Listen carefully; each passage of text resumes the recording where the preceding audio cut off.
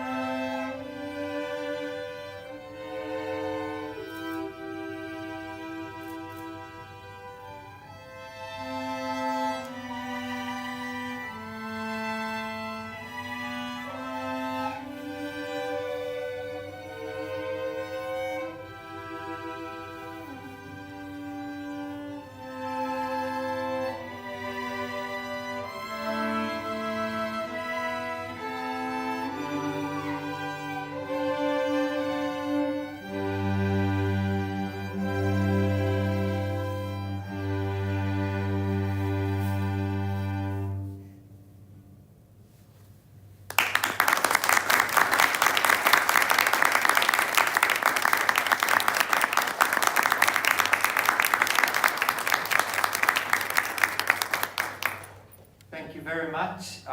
Thank you to all DP students who came here today to start off our event. Good morning and welcome to the 14th anniversary of the diploma program at SFS.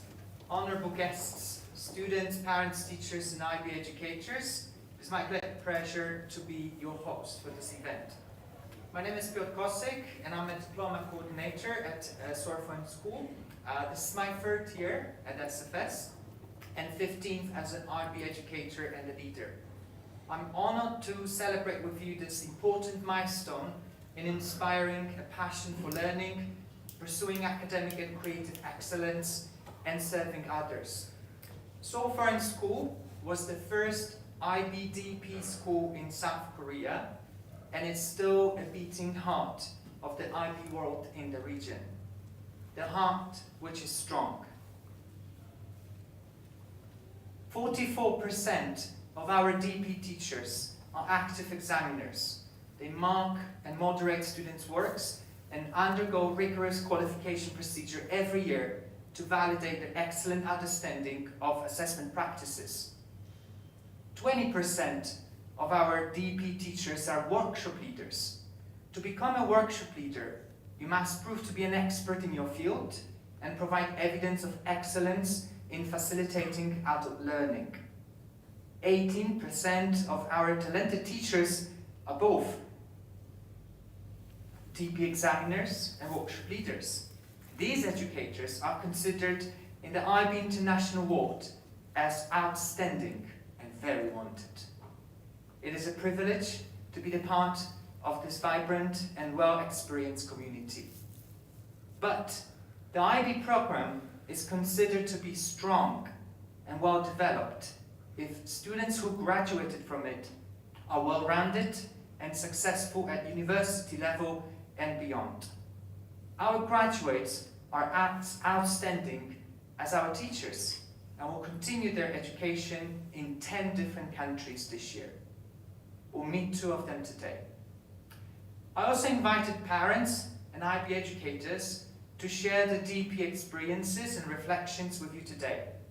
We'll be talking about the past, present, and the future of the diploma program in the context of our community, South Korea, and beyond. Please have a look at the agenda for today.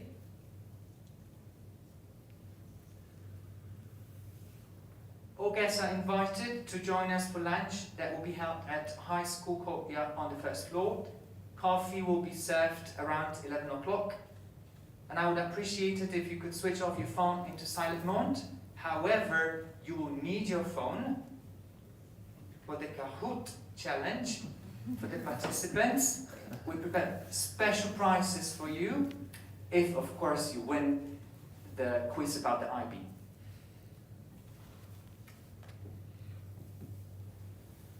It is my pleasure now to invite to the stage the head of school, Mr. Con Flanagan, for the opening address and prayer.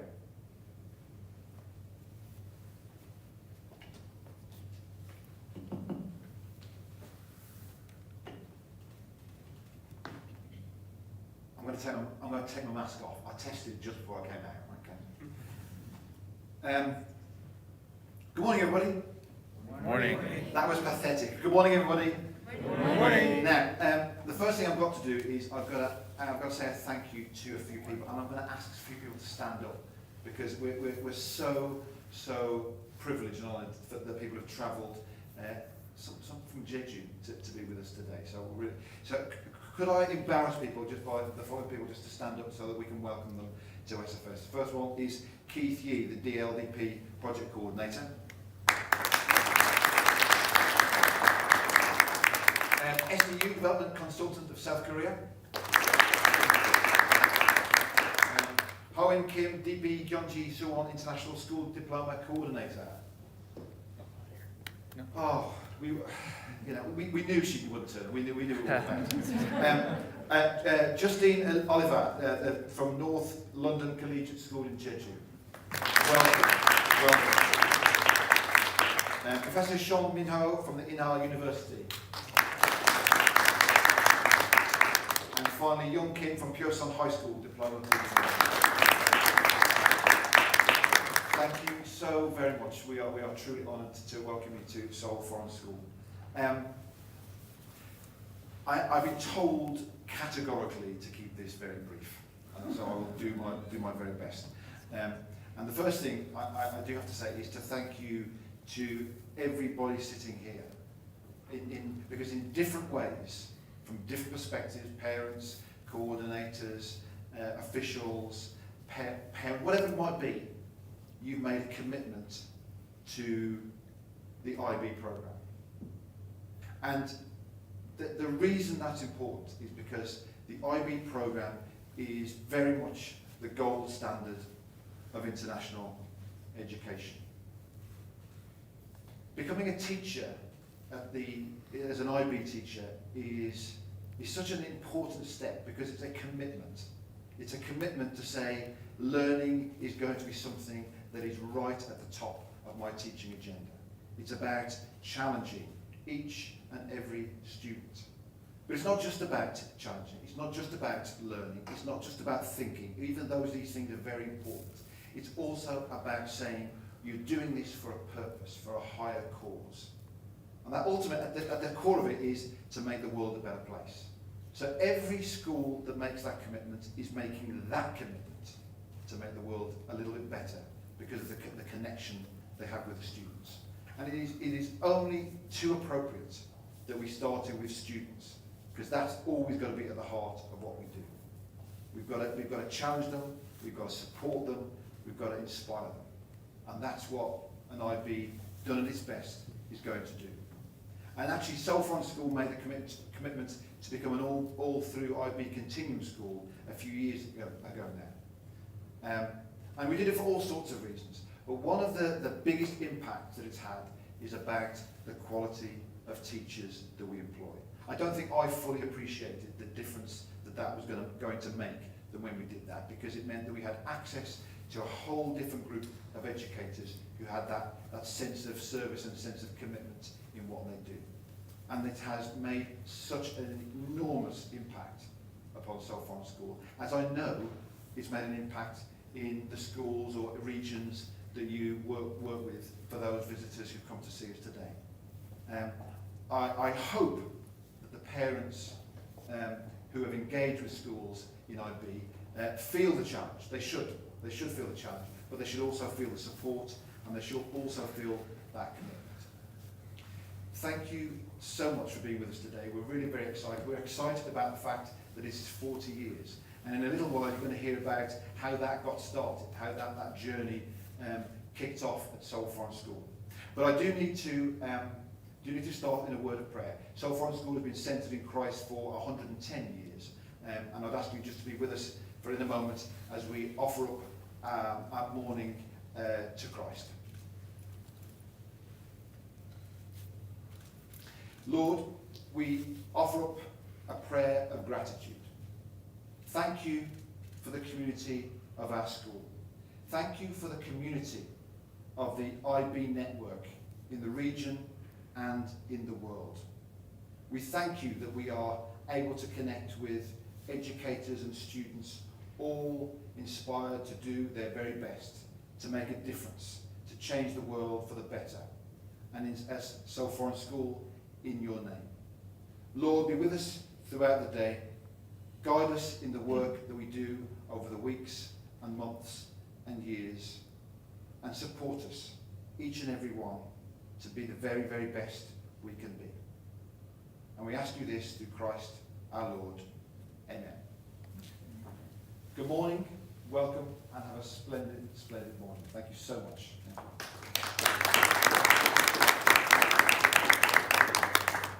Thank you, Mr. Flanagan.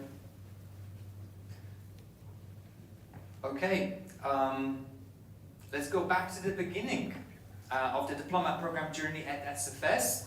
I want to share with you a recording of an interview with Mr. Dick Underwood, the former head of school who brought the DP to SFS 40 years ago.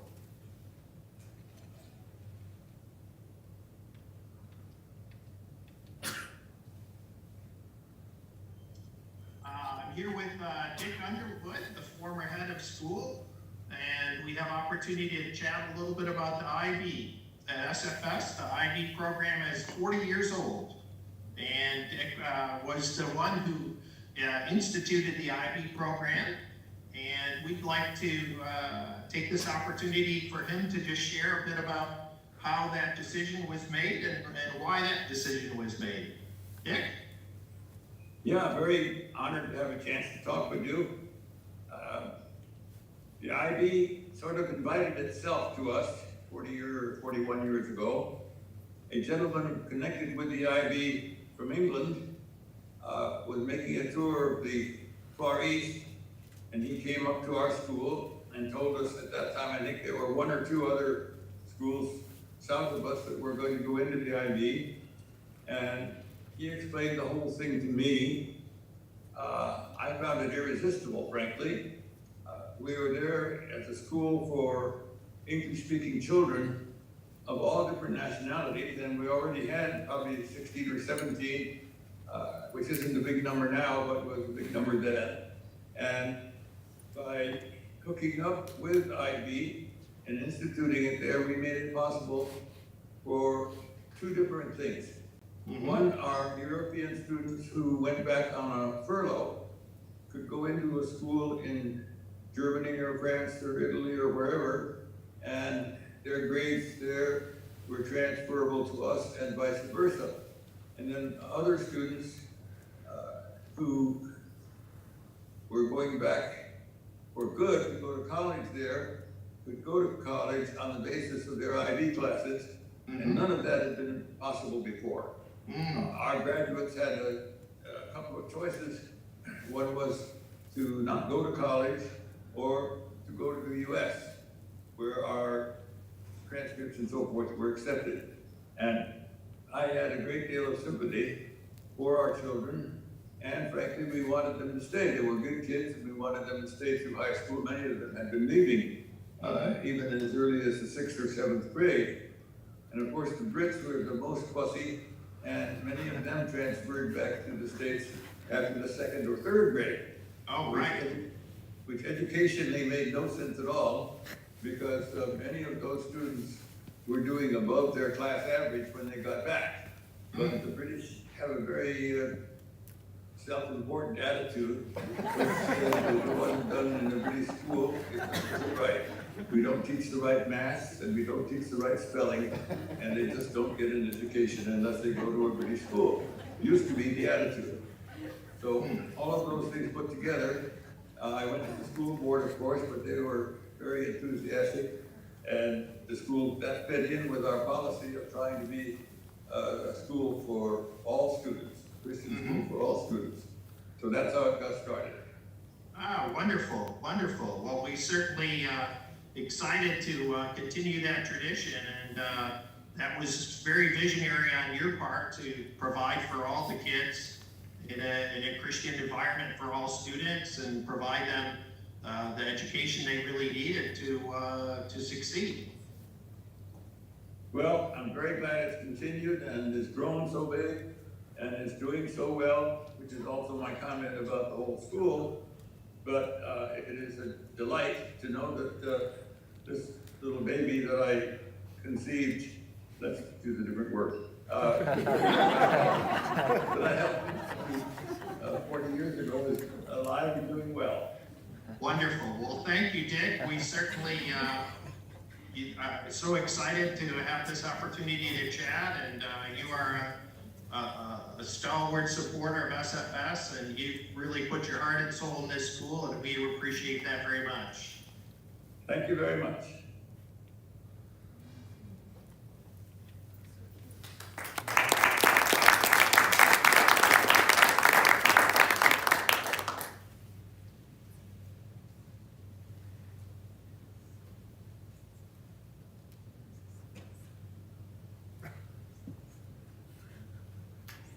We're going to soon connect with Miss Angela Makel, who's an IB school manager working in the Singapore IB office. But before that, I want to share a recording from Mr. Ashish Trivedi, the Head of Strategic Initiatives, Innovation and Incubation at the IB office, with his address to the SFS community.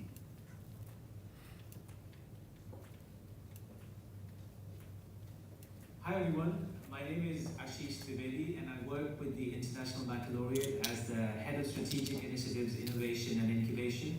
It gives me great pleasure to congratulate Seoul Foreign School on the 40th anniversary of their IB Diploma program. I've known Seoul Foreign School for the last 14 years and I've also had the privilege of meeting its very kind, caring and inspiring community of students and teachers. Seoul Foreign School carries a 110 years long commitment to providing holistic and internationally minded education to young people in South Korea. Its contribution to education is a significant and much needed influence for many school leaders, teachers and students across the globe. In 2019, as some of you may know, we started a partnership with the Jeju and Daegu Offices of Education to introduce the IB's diploma program in Korean public schools. I'm pleased to share that this exciting collaboration is progressing well. Seoul Foreign School and some of our other IB schools in South Korea are significantly contributing to the success of this partnership. Seoul Foreign School has very generously opened the doors of their classrooms to the public school teachers for them to experience firsthand what IB learning and teaching feels like and sounds like. And for this, I want to extend our sincere thanks to the entire Seoul Foreign School community. Once again, I send my good wishes to everyone at Seoul Foreign School as you celebrate your achievements and accomplishments in the last 40 years of being an IB World School. Thank you.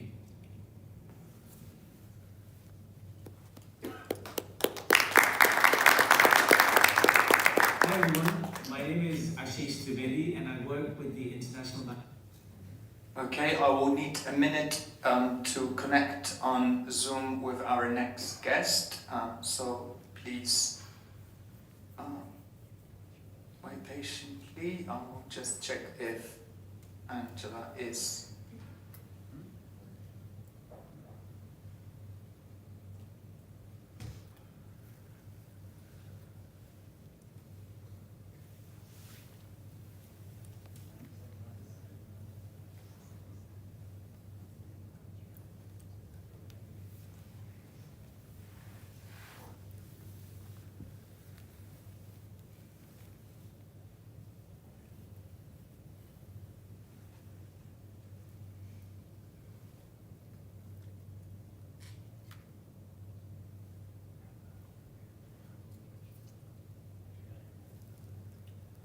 If she's not with us, we'll proceed and then check again. Oh, no, she's there. Okay.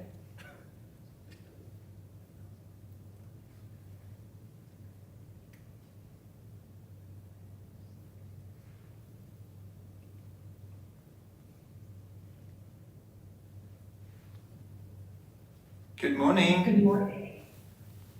Do you hear us? Try again.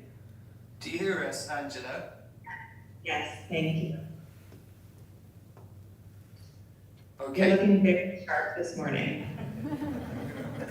Thank you very much. You too. And great to see you. Angela, I already introduced you to the audience.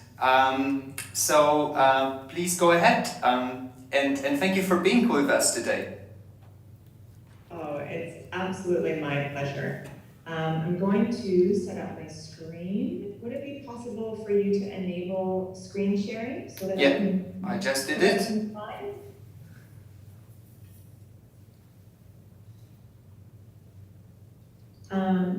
Piotr, are you able to let me have access to screen share?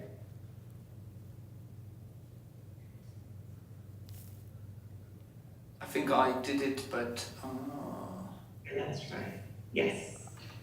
Beautiful. And I'll just take a moment and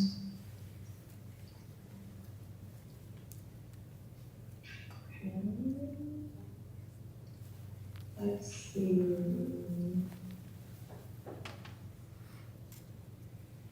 Okay. Can you see Can you let me know, can you just only see the title slide? No, we can see also the notes. All of the notes, okay, that's excellent. I'm sure you would love to know what I'm going to say, but it's... We are dying to know. So, I know. Hold on, there's another way. I can... Okay, beautiful.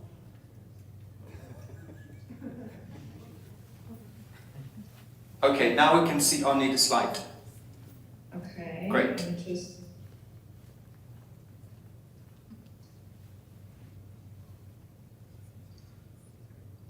Okay, beautiful. And you just see the slide? Yeah. Okay, gorgeous. We're ready to go. Okay.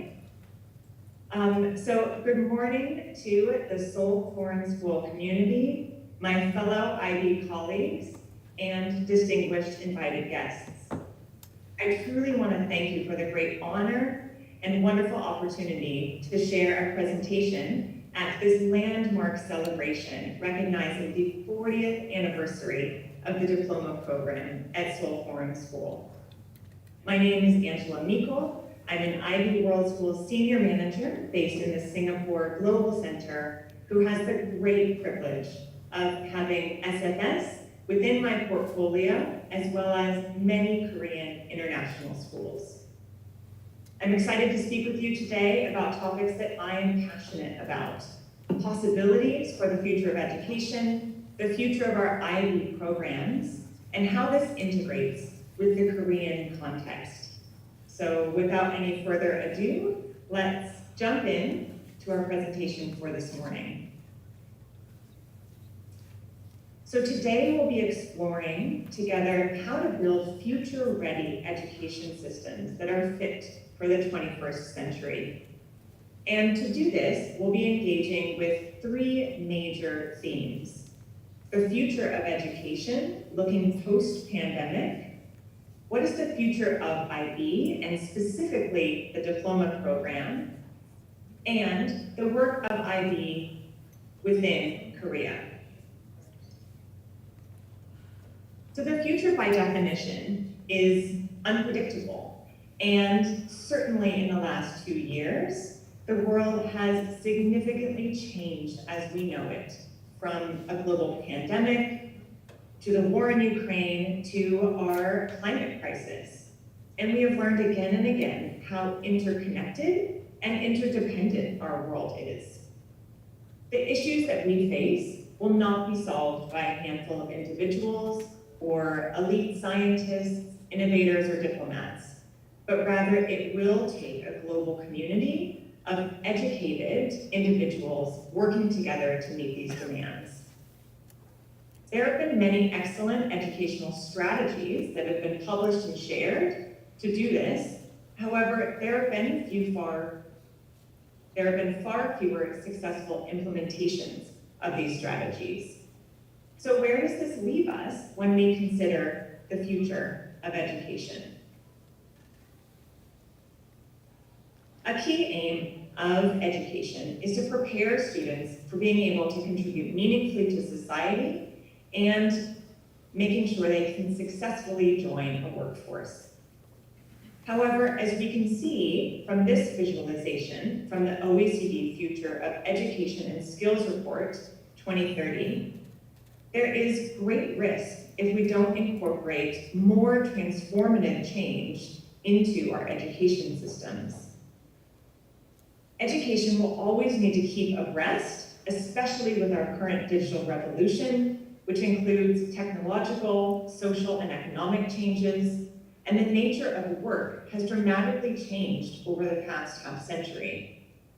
We know that people now are spending considerably more time doing non-routine tasks in their work, and these require higher order thinking, analytical thinking, and interpersonal skills. Just one of the many shifts that's taking place in our social and economic spheres. As a result, our relationships with work and with each other and our environment needs to shift. Now, despite our best laid plans, the future likes to surprise us. We have been reminded of this over and over in the pandemic. The OECD has also shared what are the best predictions in a recent publication, Back to the Future of Education, for OECD's scenarios for schooling, in which they build on the mega trends within education and consider what are the newly emerging patterns and possibilities. The publication poses the question and asks us, to what extent are our current structures helping or hindering our vision? And they suggest different possibilities that both build on our current experience with schools, and they also share approaches that revision and truly transform our educational model. All of these scenarios recognize there's not one pathway to the future, but there is many. As we consider and approach changes within our educational system, we also must consider where we want to balance creating something new and letting something old go. And how much are we balancing risk with growth and evolution of these systems? Our new Director General of the IB, Olli-Pekka Heinonen, shared with us recently in an IB town hall meeting that he believes the creators of the IB over 50 years ago, if they could see us as an organization today saying that we don't want to change anything, they would be disappointed with us. The founders responded to their historical context and they met the needs of the time. But now it's our challenge as the IB to consider what is our current global context and how can we further create and develop educational systems which allow us to actively respond. Now, tensions and paradoxes are within any system, and this is certainly true in education. The report goes on to highlight some key tensions and paradoxes that are intertwined with the daily reality of schools, and these take different shapes and have different weights depending on the specific school or the educational context. But the tensions remind us that the future of institutionalized education depends on its ability to bridge different competing goals and remain relevant to the needs of individuals and societies. Finally, in this section, the Future of Jobs report that was produced by the World Economic Forum in 2020 reported the top skills for the workforce connect strongly with the new jobs that are being developed in response to our digital revolution. Thankfully, we can see IB pedagogical approaches, including analytical thinking, active learning, complex problem solving, and critical thinking within this list.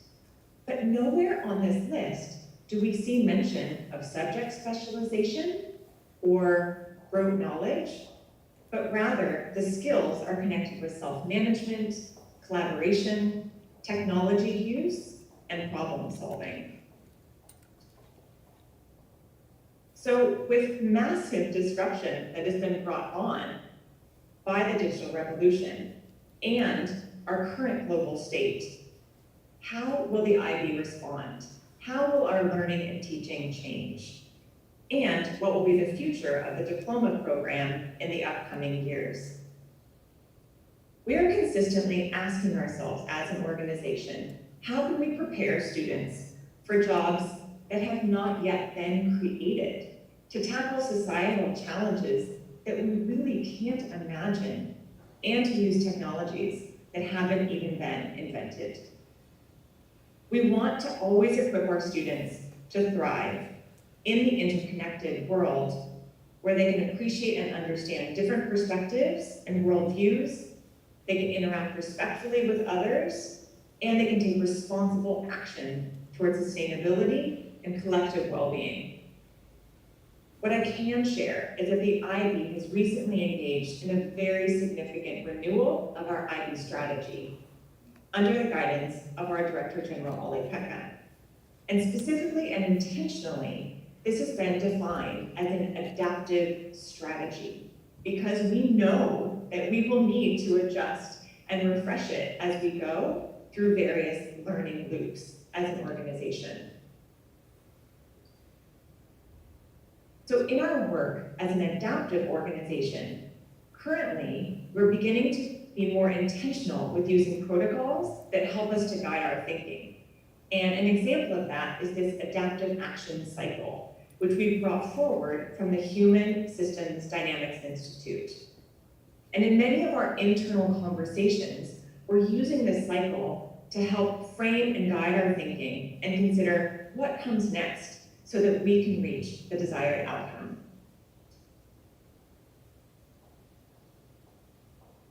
Within the IB, we consider ourselves part of a learning ecosystem and also a learning organization. So ensuring there's going to be innovation and continuous improvement, we've identified several areas that align through all of the programs, and we want to make sure are more future-ready, user-centered, and coherent. And these range from the future of assessment, to inclusion and well-being, to multimodal learning and teaching. To meet these goals that you noticed in the previous slide, we now have cross-program working groups, and they're collaborating across and between departments to make sure that these shared ideas are brought to fruition. Now, you might be thinking, that's wonderful for all of the IB organization, but what about the diploma program? So specific to the DP, it is an extremely exciting time. The DP is under review for the first time in 50 years, over 50 years. And with any program development, this is a multi-year process. It's highly collaborative and it's very iterative. So our current state is that we are within the collaborative ideation stage, and we're working towards iterative piloting in late 2023. And the DP review team is keenly aware that we need to design and evolve our programs to make sure that it's reflecting skills, knowledge, attitudes, and values that we want our students to possess in the 21st century.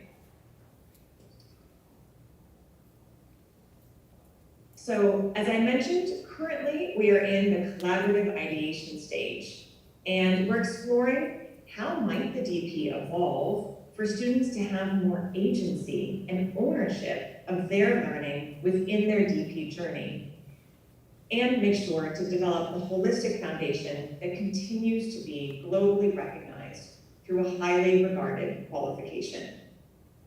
All of the aspects of the DP program model are being examined and really interrogated. We're looking at ways to make the 6 subject groups and the core more fit for purpose, and we're considering possible adjustments to the nature and function of DP subjects.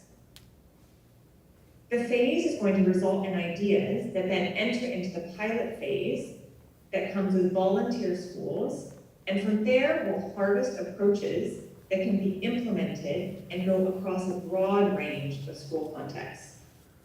The updates will be available for early adoption, and there will be multiple years of training and support that lead to schools having full implementation from 2030. So given all of these changes that we can expect in the future through global education and with the IB, let's now look locally at Korea. So for those of you who might not be aware, in 2019, the IB began a formal partnership with the Jeju and Daegu Offices of Education, and the goal was to introduce the IB's diploma program in Korea public schools. The IB is really, truly proud of the first Korean dual language DP graduates who will be taking their exam in November of 2023. We are now anticipating 198 Korean DLDP candidates to register in November of 2023, and this far exceeds the targets that we initially had set.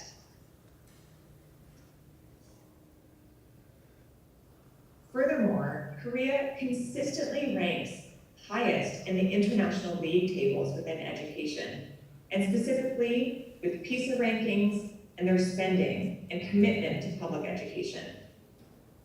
It is ranked number 1 in university education with the highest percentage of young people that have high school diplomas and bachelor degrees. It also is top ranked in private spending on public education and ranked 3rd globally for the percent of the GDP that it devotes to education. So with this commitment to education at all levels, it has been inspiring to see the significant growth of IB programs across Korea, but specifically in public schools. And I want to take the opportunity to share some of the key highlights of our DLDP project and work overall in Korea. We are so delighted there are now 44 authorized IB World Schools in Korea, and this number is expected to continue to grow significantly, with 21 schools currently in the candidacy stage. Additionally, more universities are now being recognized for their IBEP programs, and very recently, this was Inha University and the Daegu National University of Education, which brings the total of 4 IBEP programs in Korea. As well, we've been actively training bilingual Korean examiners and IB educators to serve the needs of the Korean IB community. So we now have bilingual educators, bilingual examiners for math, biology, chemistry, history, and TOK. And we have a growing number of bilingual workshop leaders who are trained to be able to serve the needs of the community. Our multilingual educational production team, or MEP, works tirelessly to make sure that we are producing more Korean publications that are translated, and this offers important resources to all of our Korean schools, especially our DLDP schools. And finally, I want to mention the initiation of a shadow and IB teacher program, and a special appreciation to Seoul Foreign for their support and commitment of this project that has been started. In the program, IB World Schools within Korea hosted Korean public school teachers coming from Daegu and Jeju, and this happened in November of 2021 for a full week. The opportunity allowed teachers to witness the IB firsthand in the implementation of the programs, which is an invaluable experience in a learning journey of a new IB teacher. There are future programs for shadow and IB teacher that are planned, and this comes with collaboration and cooperation from our IB World Schools. And to close, I want to leave you with a quote from the 8th Secretary General of the United Nations, Ban Ki-moon, who recently shared in his opening remarks at the Global Engagement and Empowerment Forum on Sustainable Development in February of 2022.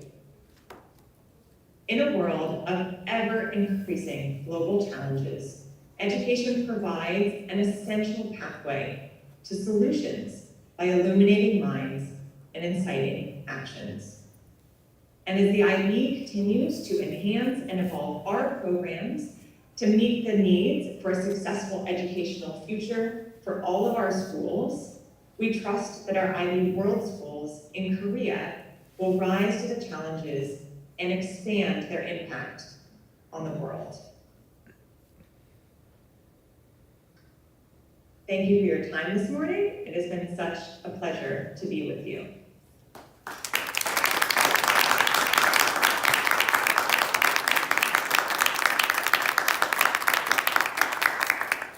Thank you very much, Angela. We've got a few minutes to take questions from the audience.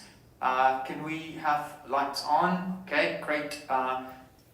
Anyone would like to use this opportunity to ask questions about this amazing presentation? Thank you very much for sharing some of the changes that will happen in the future. We're all excited. Anyone would like to ask a question? Seems everyone is overwhelmed with the... I know, I've stunned them into silence, that's okay. We've got the question. Thank you for your support to the DLDP programs in Korea, and I'm from Chosan High School in Jeju, which is the first public high school in Korea, one of it, okay. And about the DLDP resources, we are really struggling on that part because translation is very slow process, and we need so much resources to just grasp the idea. So could you, but the textbook and all the subject related resources are still coming, but really in slow pace. So we feel much at a loss very often, and subject teachers ask me, because I'm a DP coordinator, but I'm new here too. So we are just blind people leading blind people. So you can understand our difficulties, right? So could you please, I don't know, could you just make it faster or quicker, or the whole range of support sort of thing? So I just ask about that. Yeah, thank you so much. I really hear how valuable the translation is, and the speed at which we are producing those materials is not meeting the needs of the community. So I very much appreciate your feedback, and I absolutely will make sure that that is taken back and see if there's any mechanisms or levers that we can use to increase the pace of that process. Thank you. Great, thank you. And Angela, if you didn't hear the question, let me know and I will help. Any more questions? Yeah.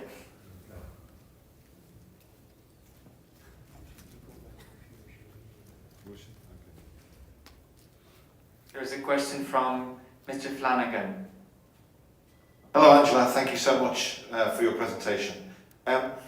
A lot of our students and a lot of students that have come from international schools in Korea send their children to, a lot of them go to the US. And one of the questions I get often asked is how much and how well US universities understand the benefits of an IB education. So perhaps you could just talk to us a little bit about how your understanding of how well US universities and colleges understand the benefits of the IB. Yeah, thank you for your question. It is something that we have a strong commitment to make sure in our recognition department, who works really tirelessly to make sure that universities see the value and they are noticing the impact of the diploma program when students enter university. We have actually quite a lot of research findings that we've had external organizations do research to help us understand what is the impact when they reach university. We see elements of students being able to complete all of their education more successfully. They are demonstrating more critical thinking and those skills that we talked about. So universities often now will really, they let us know that they prioritize IB candidates who have applied because they know that they're bringing with them all of those skills that are really inbuilt to our IB programs. And so they have really identified that the skill set, not only the great knowledge they come with, but all of those other problem-solving skills and awareness as global citizens makes a huge impact when they reach university. Great, thank you. Thank you, Angela. And I've got one more closing question to you, coming back to your presentation. Where do you see DP in 2030? Good. So in 2030, if going back to the crystal ball, our magic crystal ball that we would like to gaze into, I really have hope that students will be able to engage with the DP with more ownership of perhaps choosing their subject groups. There, I believe, will be increased flexibility with some of that subject group choice.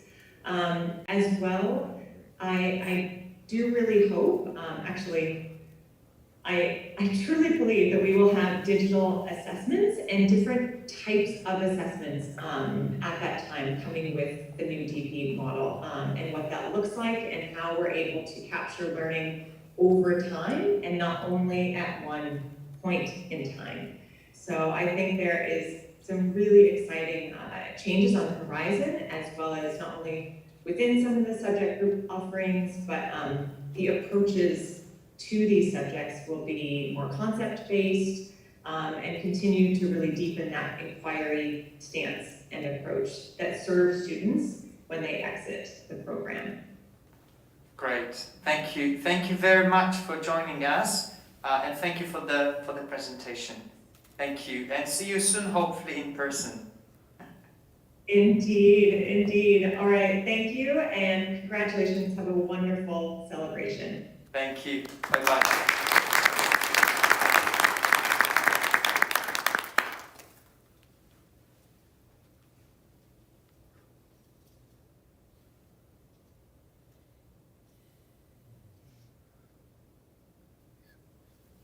Okay, before we go for coffee, there's one more thing to enjoy and watch today with me. At the center of the diploma program, there are three components that distinguish the DP curriculum from other educational systems. These are the theory of knowledge, extended essay, creativity, activity, and service, known as CAS. With its holistic approach, CAS is designed to strengthen and extend students' personal and interpersonal learning through the real-life experience. CAS provides opportunities for self-determination and collaboration with others, fostering a sense of accomplishment and enjoyment from the work that is unrelated to academics. Interestingly, many of the DP graduates, when asked about their DP experiences, often recall CAS projects. Ms. Jacqueline Pascal, our CAS coordinator, prepared for us a snapshot of CAS reflections from our DP graduates.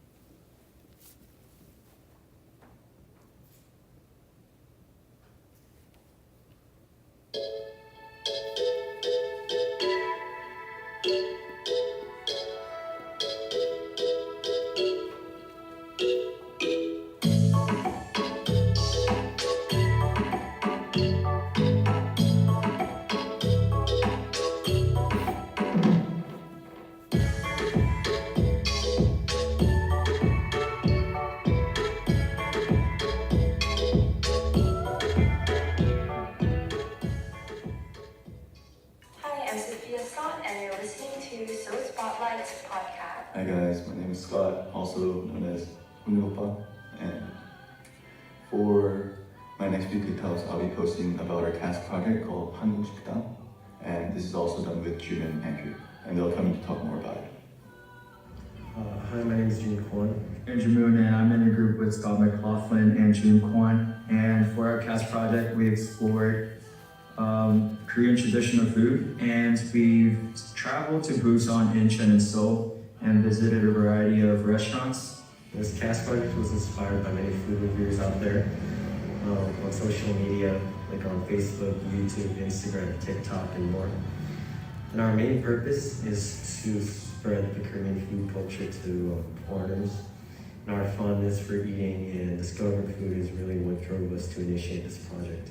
So I hope you guys enjoy. Hope you guys enjoy. Really value what I was able after making my own music.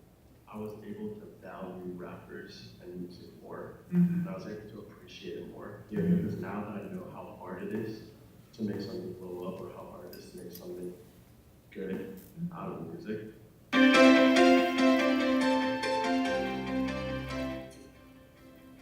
There are different experiences I wish to obtain, either physical experiences or physical skills, which would include like challenges and increase in strength and cardio. Those are more of the physical side of the sports.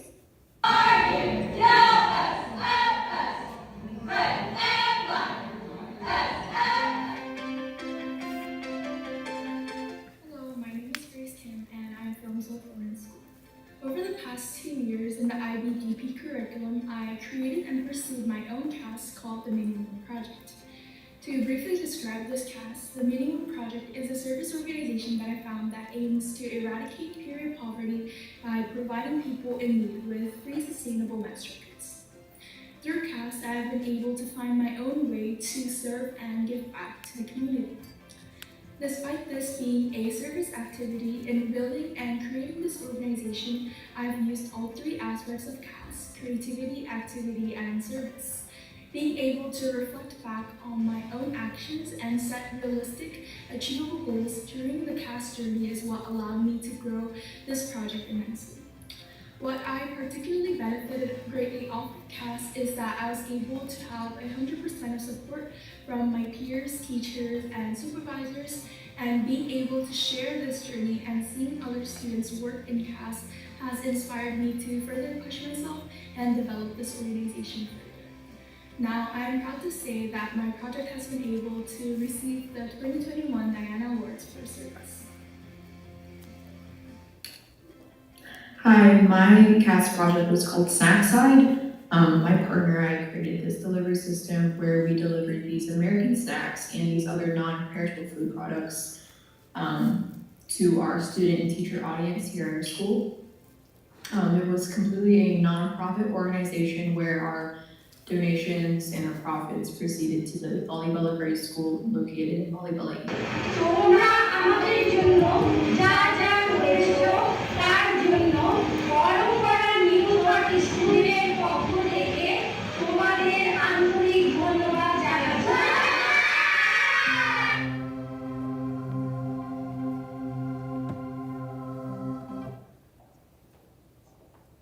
Thank you very much.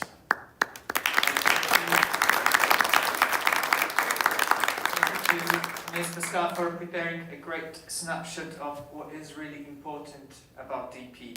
It's coffee time. Please arrive around 11:30 for the presentation of our DP graduates. Thank you.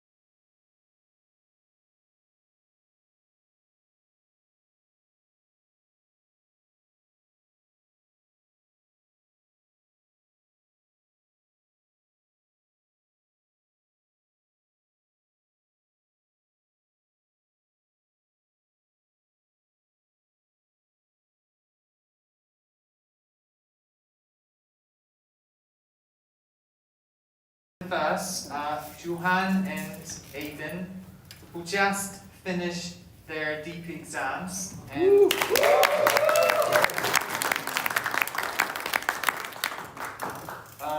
And they will be soon graduating from SFS. So the DP memories are still very fresh in their minds.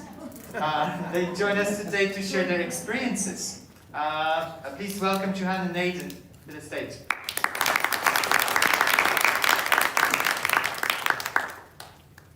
Alright, hello everyone, I'm Aiden. Good morning everyone, my name is Juhan. We're both just graduated, or just about to graduate seniors. And with our graduation coming up in just less than a week, we wanted to share our DP experience, our experience with the DP core, and what we took away from that experience. Alright, so to start off with, so first we want to share our experiences with the DP core, that being TOK, CAS, and the extended essay.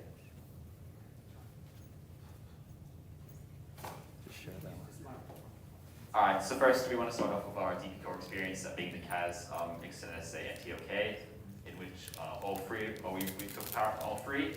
So I'll just briefly introduce what we did first for each one. So for the extended essay, I had to write a long 4,000-word economic report on businesses in Australia, which was really interesting. For TOK, we had to delve into many different things. For example, write about the potential universality of knowledge. We had to write, make exhibitions and essays, etc., all relating to the theory of knowledge. And for CAS, we had to do a creativity activity service, and just a brief overview, but that's the three DP core things that we'd like to talk about. Yeah, just like Aiden, I completed my TOK exhibition in my junior year. We had a TOK essay our senior year, and for my EE, I wrote one on global politics and to what extent the use of contact tracing by the Korean government was a violation of individual liberties and human rights in Korea. And just like Aiden, I'm a full diploma student, so I had to meet all my CAS requirements before graduating.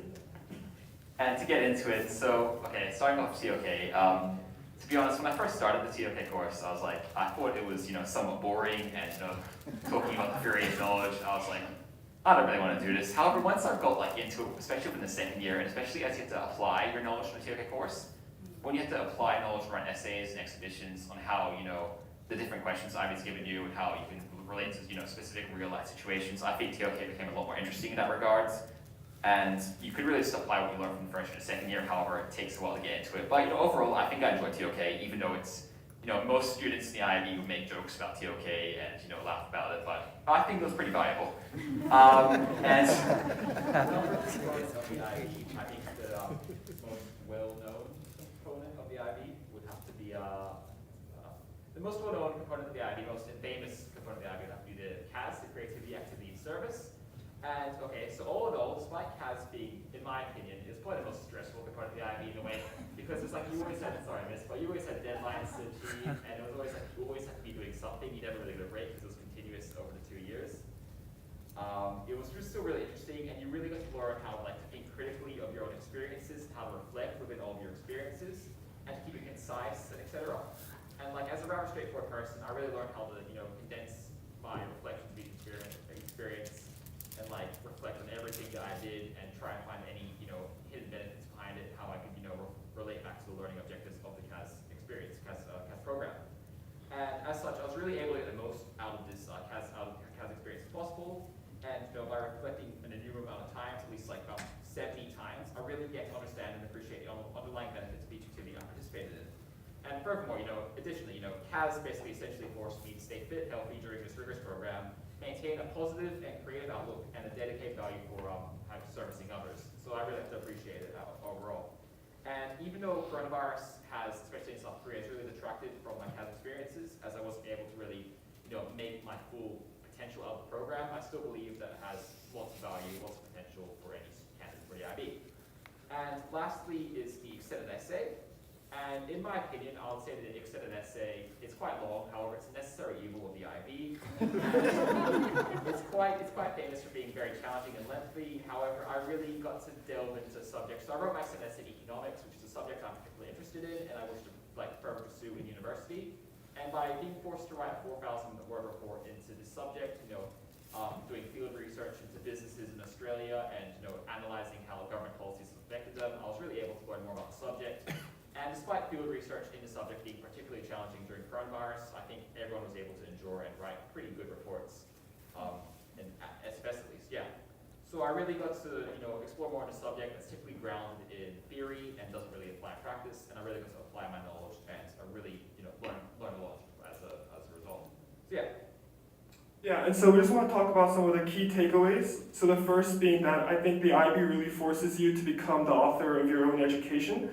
So the process of contemplating on different research questions or applying your knowledge from a variety of different subjects into writing essays, whether it's TOK or extended essay, ultimately means that the process itself is really self-driven, and students are forced to actively seek help, ask questions, and I think this is reflected in the process of the DP core. So for example, for research-driven essays, teachers are only allowed to give official feedback once or twice during the process, and the rest students are asked to go out of their way to ask help from teachers, bounce off ideas, ask questions, and so on.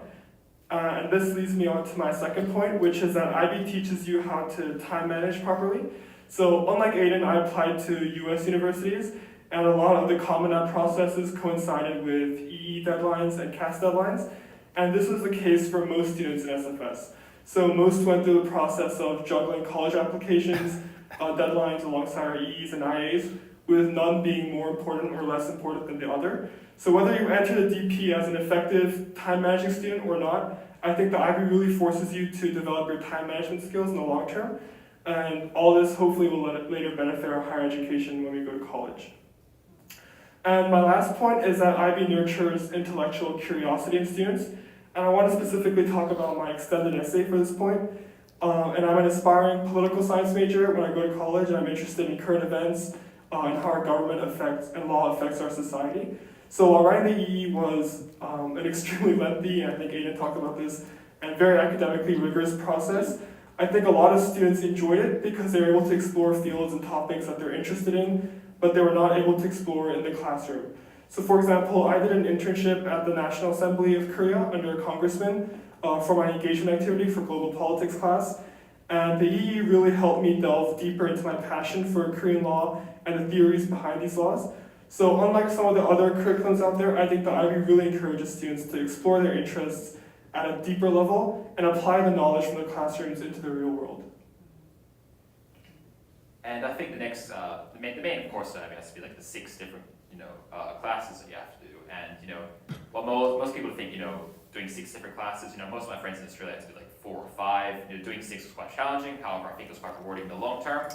And from all my classes, I'd say my favorite classes had to be economics, where you could really apply, real-world applications to your knowledge, and especially during, right now during the recessionary and inflationary periods of coronavirus, you can really show your knowledge in your essays and your exams and apply what you know from your world into the theory, and it's just really nice. I really enjoyed it. And also I really enjoyed biology as well, so thanks to Mr. Piot especially. He was a very engaging, supportive teacher, and kept the class interesting. And the IA itself was really interesting because we had to, for example, I had to culture bacteria, and something I never thought I could be capable of doing. But the IAs were just really interesting, and it was quite amazing to do, and I felt really I felt a great sense of achievement for doing it. When it came to difficulty of the classes, like some of my classes were easier than others. However, I did some pretty challenging courses such as Chinese B, which is really lengthy and time consuming, and there was strong competition in the class. And also classes such as English were quite challenging for me because they're quite ambiguous, and you have to write lots of essays and lots of orals and etc. And it's kind of, no. And elaborating more on the difficulty of the IB, I would say it has a rigorous approach to learning, and it is something the IB is definitely notorious for. And I'll definitely agree that the IB is challenging. And furthermore, by the time these final exams arrived, my motivation was completely powered by the prospect of just finishing the course. However, I think the challenging aspect of the IB is kind of what makes it as it is. I wouldn't do it if it wasn't as challenging, because I feel like a great sense of achievement for completing it, hopefully if I pass. And I just feel great for doing it in the long run. So yeah, and it should really prepare me well for university. And despite having its woes, I believe that doing the IB was, especially at SFS, was really enjoyable, as I still had plenty of time to hang out with friends. I had good chats with my teachers during the class lessons. You know, the school food at this cafeteria is really good, so I had great lunches every single day. And as long as I could manage my time effectively, it really wasn't too bad, especially as, you know, Chuhan had to apply for US universities, I had to apply for Australian universities, which really did not require much effort, so I could focus on my IAs, my E's, etc. So I could really get everything done in a pretty good amount of time. And lastly, I must reiterate the skills I've developed throughout these past 2 years. In my opinion, at least, for me at least, the main skill I developed was organization. I really learned how to do things on time. This didn't really apply to all people, as most people submit everything late. However, that's just something that comes with the IB, I guess. However, in reality, I believe that the IB effectively teaches you to be a balanced, efficient, and globally minded student. Whenever I put my mind into something, I reckon I could easily get it done. However, the hard bit is putting my mind into it. Throughout the diploma program experience, I always tried to work angles, whether through the DP core or the subjects, as to get things done more efficiently and effectively, which I believe to be a great skill for university. Furthermore, I've developed a globally engaged mindset throughout my diploma program experience. Even though, for undertaking subjects such as global politics and economics, which definitely have bolstered my globally engaged mindset, I'll say that all students become more globally aware from, DP course, such as TOK, CAS, and extended essay, where they literal, for example, with CAS, one of the objectives is having, a globally, reflecting on global issues and issues that affect the global society and being globally engaged. So I think all students basically become a more globally minded citizen, and I think that's a great benefit for going to IB. And in terms of my experience with IB courses, I took HL Math, English, and Global Politics, and SL Chinese, Bio, and Econ. And my favorite classes were GP, Global Politics, and Biology as well. And just to admit, I actually never was interested in biology until I took the course in IB. And I just think Mr. Piot and the curriculum itself made it so approachable for students who are not interested in majoring in biology in the future. And just to reflect what Aiden said, the hardest class was Chinese, just because language, I think, requires daily practice and daily commitment, and sometimes that's a bit difficult for some IB students to juggle with all their work. And adding on to what Aiden said, I think my first takeaway from all the classes that I took in the 2 years in IB is that the IB really is a multidisciplinary program. And my math teacher, Mr. Wilson, he would always say that his course is more than just a math course, and I really resonate with this statement. So for example, I really enjoy my English classes with Mr. Elish, because he would always incorporate different subjects like philosophy, theology, theater, a bit of Indian culture, and more while he's teaching. And I think just because you choose to take a certain 6 courses in the IB, it doesn't necessarily limit your learning to 6 different fields. Instead, students can explore a plethora of different fields of study, which I think makes IB a more desirable program for students, parents, and teachers all. And I also want to add on to Aiden's point about how IB subjects are oriented around real-world examples and real-life scenarios. So I took SL Economics with the IB, and I also separately took an AP course in microeconomics. And I found that the IB program is centered more around how economic theories and practices are applied in the real world. And I think there is so much strength to this form of education. Not only does it make it easier for students to understand concepts, but I think it makes knowledge more ingrained in students' minds because they're able to understand how some of these concepts are applied to different real-world scenarios. Another example is biology, where Mr. Piot not only taught us theoretical biology, but he also taught us concepts by applying them into real-life scenarios. For example, when we're talking about viruses and vaccines, we talk about ways we could cure COVID by identifying the spike proteins as a cause of the illness and finding ways we could target those spike proteins to render COVID ineffective. So I think overall, I speak for everyone in our grade when we say that IB is certainly tough, but genuinely a very rewarding journey at the end. Thank you.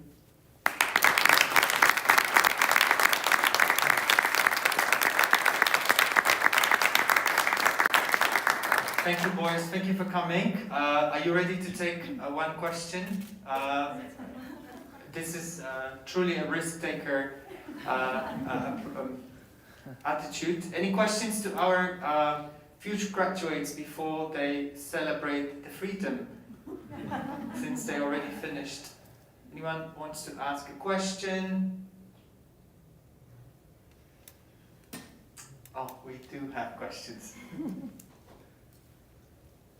What would be the one piece of advice you give students who are just starting the DP, the ones about to go into grade 11? For me at least, I'll say what's really important. What's really important for people starting the IB at first is that they put lots of effort in the first year of the IB.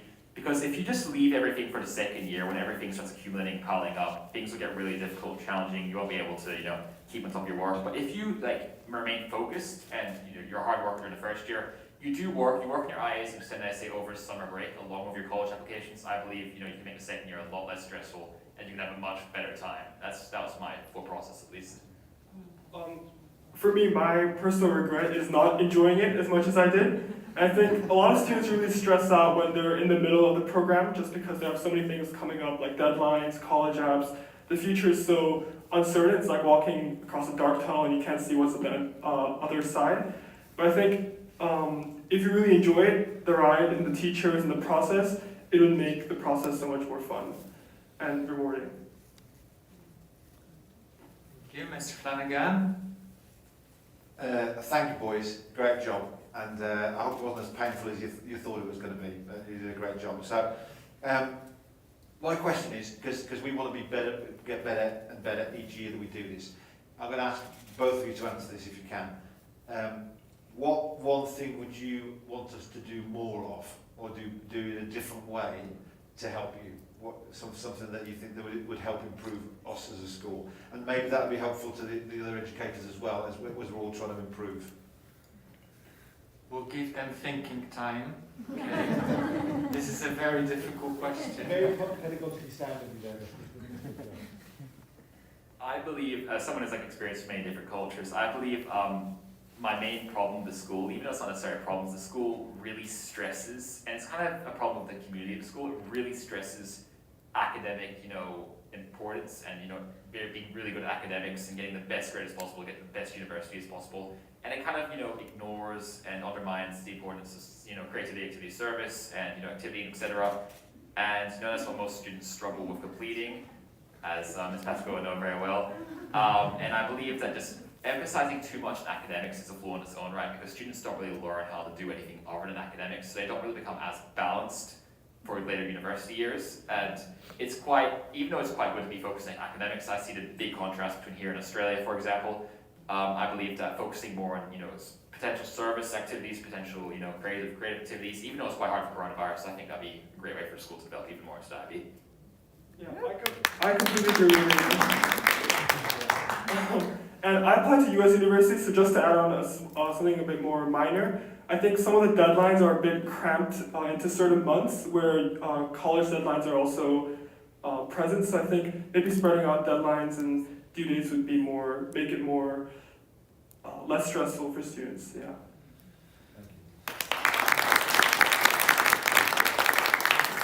Thank you very much, boys. Thank you for your time. Let's switch now.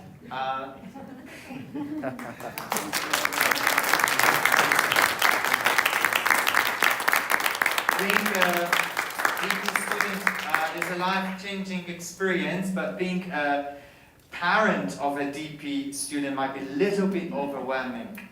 All these acronyms, assessments, and expectations that are so unfamiliar to most of the parents who have never experienced DP by themselves.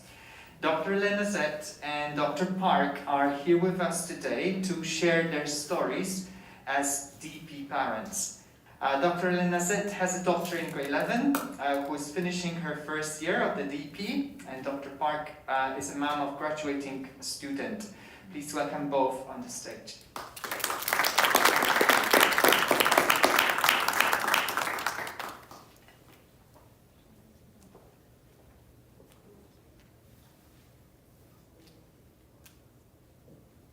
I'll go first then. So I've been really fortunate to work in IB schools for 18 years, and for 15 years I've worked also for the IB organization directly. I started by teaching philosophy, theory of knowledge and psychology, and then I became an examiner for philosophy and theory of knowledge, and I've been a principal examiner for the last 10 years as well. I'm a workshop leader, I was a DP coordinator. I think I've attended about 15 workshops. I think you get the picture, I'm a real IB nerd. I even wear IB color dresses. However, I don't think I fully understood the DP from a student's perspective until I became a DP parent. My children went through the MYP and they loved it. It was fun, it was stimulating, it was engaging, and they learned so much about themselves and about the world. But then we moved to Seoul, and my daughter Selena had to navigate a double transition into a new school and country and into the DP at the same time. I would be lying if I said it was a smooth transition. And I have a confession to make to all of you IB colleagues. There are times when I wondered whether the DP was the right choice for my daughter. She worked so hard just to barely keep afloat, and she did struggle for a whole semester. Many times, she had to choose between socializing and studying one.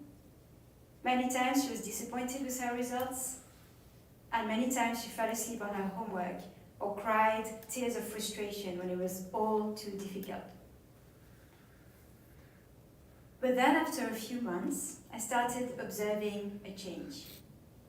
Selena was talking non-stop about theory of knowledge, for example, engaging us in ethical debates at dinner time and encouraging her brother to question what he took for granted. She started reading again, voraciously, and she spoke about the books she was studying in language and literature with such passion that I ended up reading them too, and now we discuss them endlessly. She started studying with friends and learning in a collaborative way that gave her added insight. She gained stamina and started studying with a determination that I had never witnessed in her. Every failure, every disappointment made her more determined. Not only has she found better ways of learning and managing her time, she has become more resilient and gritty, and I know that attributes will serve her throughout her lifetime. The scared and overwhelmed young girl who started the DP a few months ago is turning into a characterful young woman before our eyes. I managed to say that without crying. I practiced. So, although I confess I had temporary doubts about the DP and its demands, and now I'm back in the fold. I'm back to being a total IB nerd. The DP is not easy, but it's totally worth it. I knew it all along as an IB educator, and now I know it as an IB parent as well. Thank you.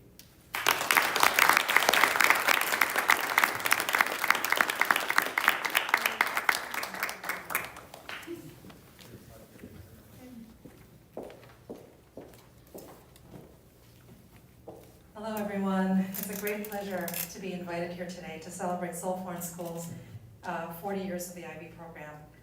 As an educator myself, I teach in the English department at Yonsei University next door. Today has been a wonderful opportunity to reflect on the meaning and future of an IB education. On a personal front, I realize that my family spans the beginning and the present of these 40 years. In 1982, the first year of IB at SFS, I was a high school sophomore. And I think your mother was my PE teacher that year. And I remember we as students were all excited about this new thing in our curriculum called International Baccalaureate, which we didn't understand. When I graduated from SFS in 1985, I had taken courses including IB English Literature and IB Biology, but still didn't understand the IB curriculum. And it was really amazing to see Dick Underwood on screen earlier because he was the headmaster at SFS the entire 10 years I was here. Now, this week, 37 years later, my son is a member of the class of 2022. He's proudly graduating with an IB diploma. I don't know if he understands, well, I'm sure understands IB a lot better, I hope. And if I understand correctly, he's a member of the SFS graduating class, the first of SFS's graduating classes to have the full IB experience from MYP through DP. I should pause and note that when I was first asked to speak today about my experience as a parent of how IB worked for my son, I was a little taken aback. Like Nancy said, after all the years, I had often thought that IB was not a good fit for my son. IB is a curriculum that demands expression in both writing and speaking, and ideally in visual forms of communication, as well as a lot of self-reflection. And these were qualities that my math and science-oriented, emotional expression reticent son did not have a lot of. To be fair, my recognition that my son was lacking in some of these traits of verbal expression and self-reflection was accompanied by a realization that his father, no longer in high school, had the same failings. And I share this confession with you here today in what I hope is not a misplaced confidence that my husband is not watching the live stream. But at this point in late May, as I prepared to send my son off to college in a few short months, I realized that if it were not for IB, I would be a lot more worried about what he's going to do in college.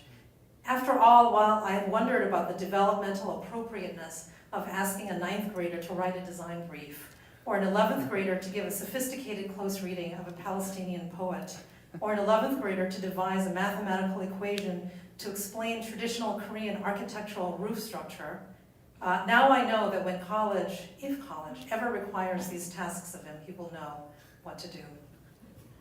Meanwhile, my son made full use of the opportunities presented by IB's pesky little acronyms.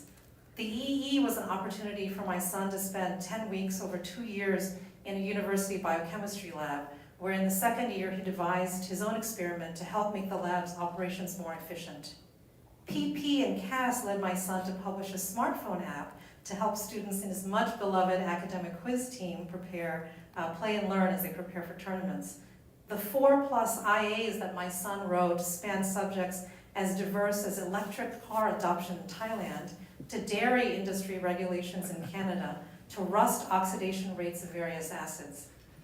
And if you don't know what an EE, a PP, a CAS, or an IA stand for that matter, TOK, well, then I'm sure we have people to escort you out of this room.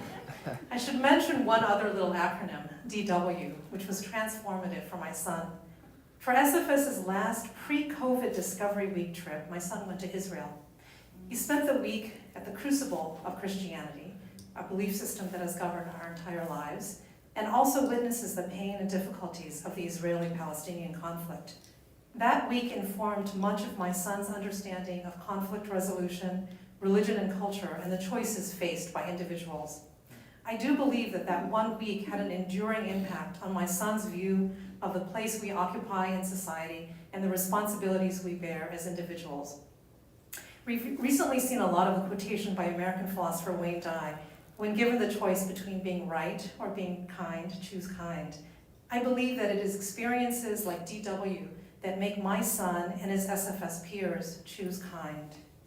And I'm wearing today the green heart necklace that my son brought back from his Israel trip, since he said green is mom's favorite color.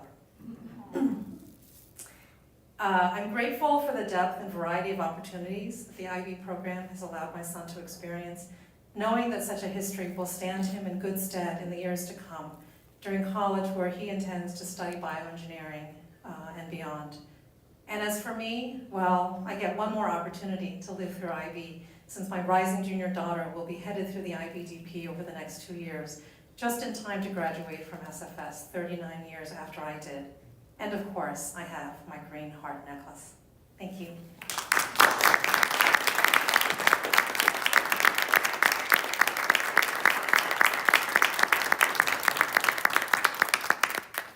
Thank you very much. I'm going to switch now the screens because we've got another guest, this time zooming from Brussels, hopefully, in Belgium. It's early in the morning, 5 a.m., so hopefully he will join us today.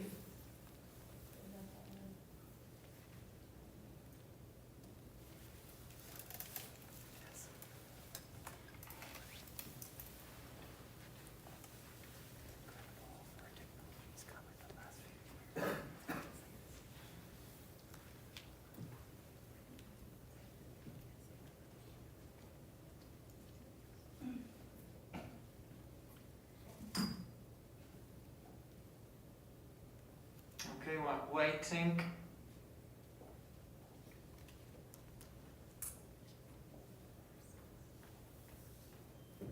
I'll introduce our speaker. Hopefully he will join us. With the sunset of the pandemic, educators and researchers across the world redefined teaching and learning. Although the pandemic caused serious disruptions to teaching and learning, it also taught us novel solutions and tools that enhance learning and will impact future schooling. Mr. Raphael, a Director of Teaching and Learning at Bogart International School in Brussels, hopefully, not yet, will share with us his reflections on the future of the IB education. Mr. Ango is an IB workshop and program leader, an independent concept-based curriculum and instruction consultant.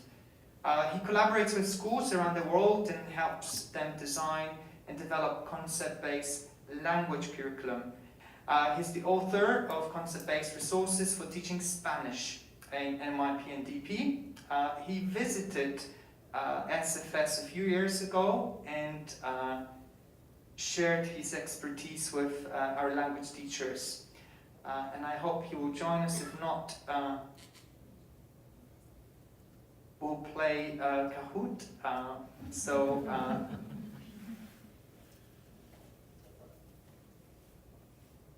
We'll wait 1 more minute and see what happens. If not, I will switch us into Kahoot, which was one of the most popular online tools used during the pandemic.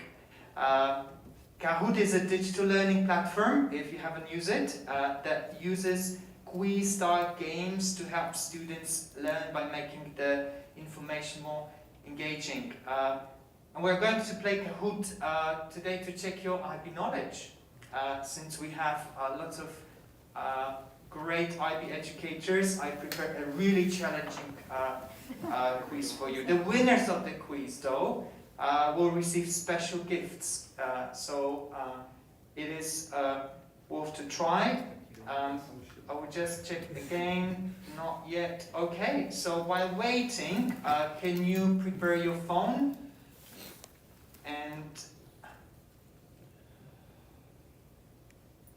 And please either use the PIN number, or you can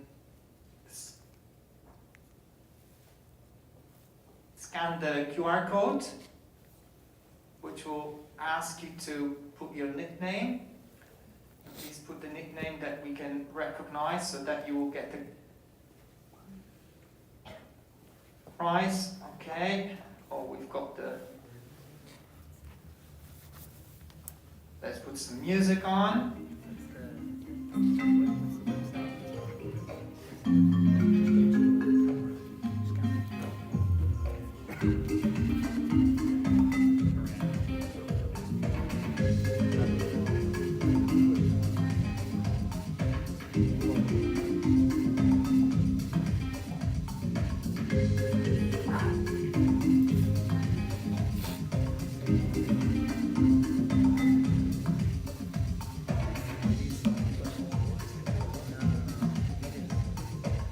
Okay, we'll wait 1 more minute for any more participants to join. And remember, no cheating.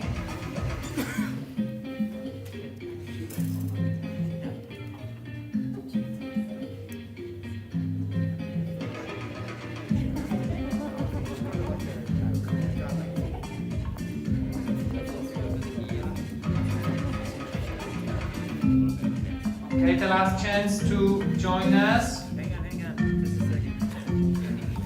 Just 1 second, man. I thought you were the number 1 tech guy in Seoul. I am. I don't know what's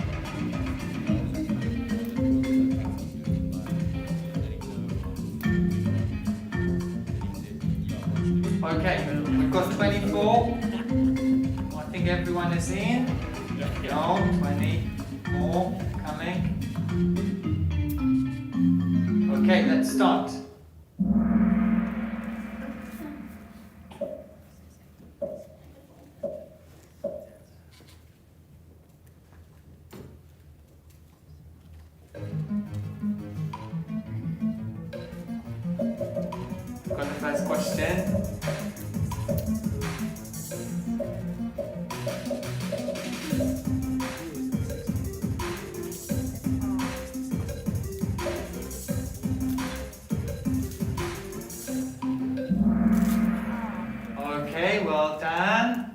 first question was easy. When was the IB founded? 1968, and congratulations to 13 people. And let's see who is first. Jolly Jeju. Okay, let's move on.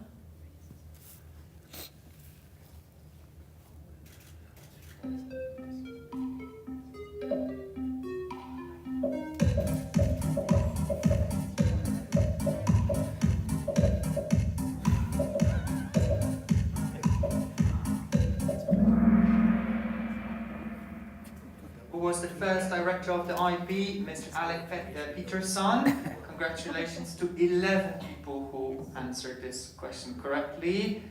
Let's see who's... Oh, Mr. Haran. The guy who worked for the IB.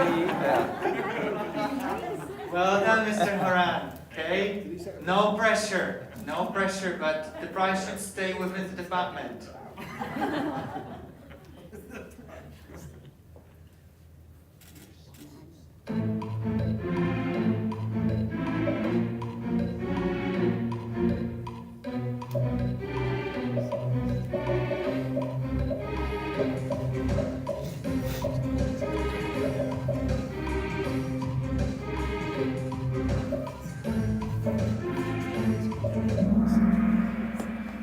Okay, well done. Which schools participated in the first DP trial examination in 1968? It was United World College of Atlantic and International School of Geneva. Well done. It's going well. Let's see. Okay. Thank you, Mr. Haran. Okay. But we've got also non-IB educators here just getting through the first three. Okay, let's move on.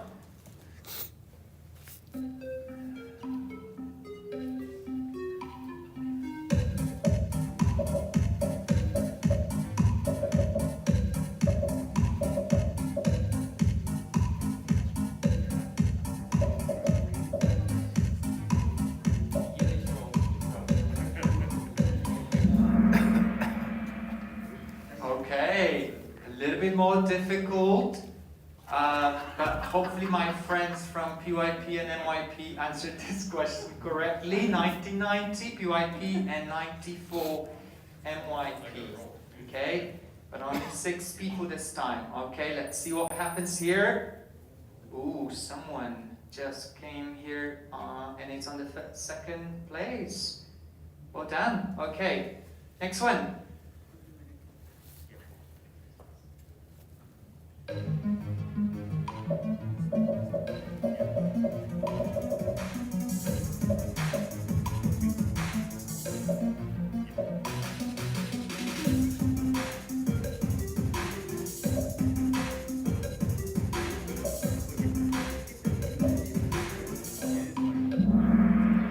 Okay, well done. This name has been mentioned several times today. Olli-Pekka, our new IB General Director. Well done, thank you. Any changes? Yes. Who is Jackie? Oh, Jackie. Okay. Okay, let's move on.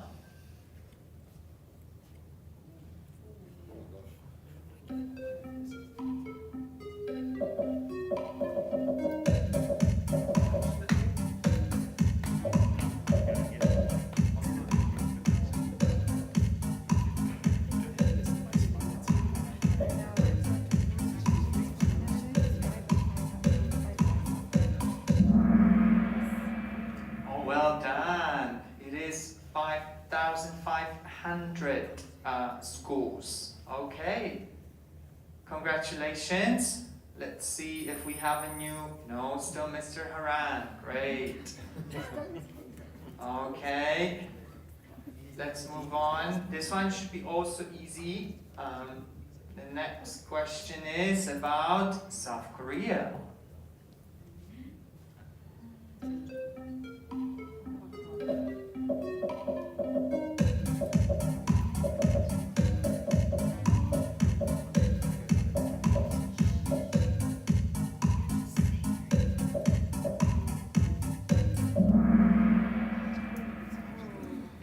24 currently, and 21 schools waiting or being in a candidacy phase now. So 24 schools, growing very quickly. Oh! And we have a change of the winner, Jackie. Still a chance for Mr. Horan to win this quiz. 2 more.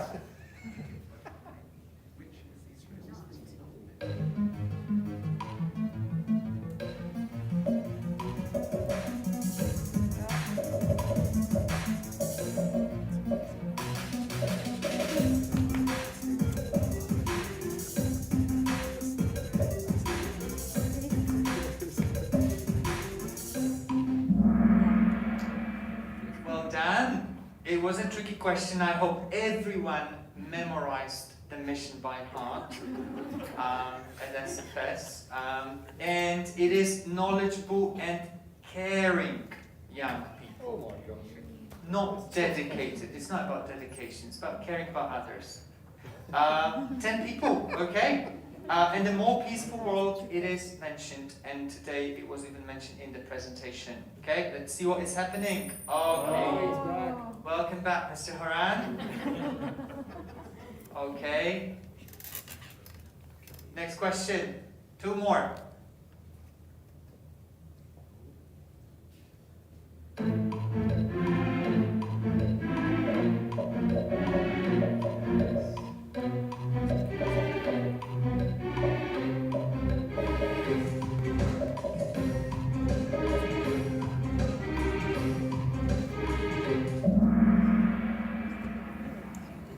Oh, that's a very unexpected.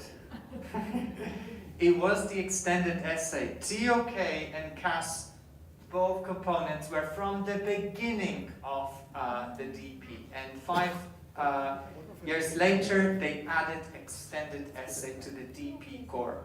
Okay? That could be a game changer. Let's see what is happening. Oh, yes. One more question. Mr. Horan, one more question. Watch Kelly come from behind. Okay.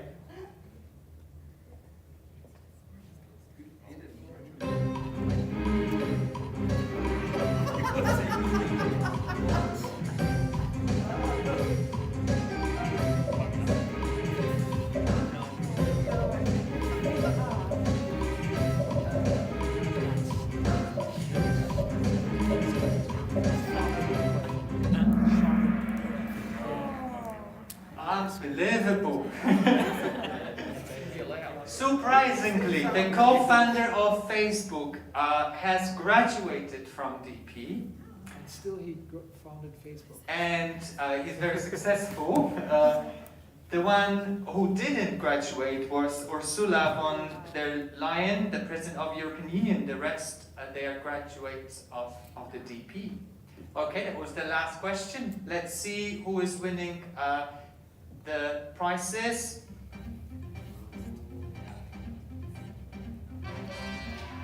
Congratulations to Kelly. 9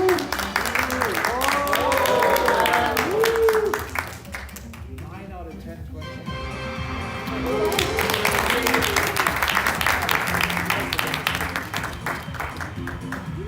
Congratulations to all winners. Can we give the awards?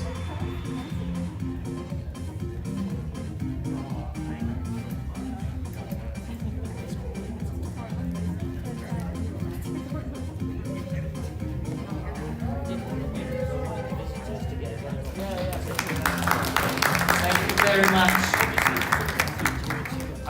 Truly a great team.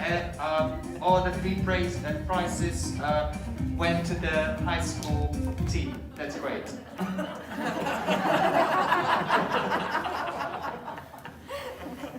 And we've got our guest waiting for us.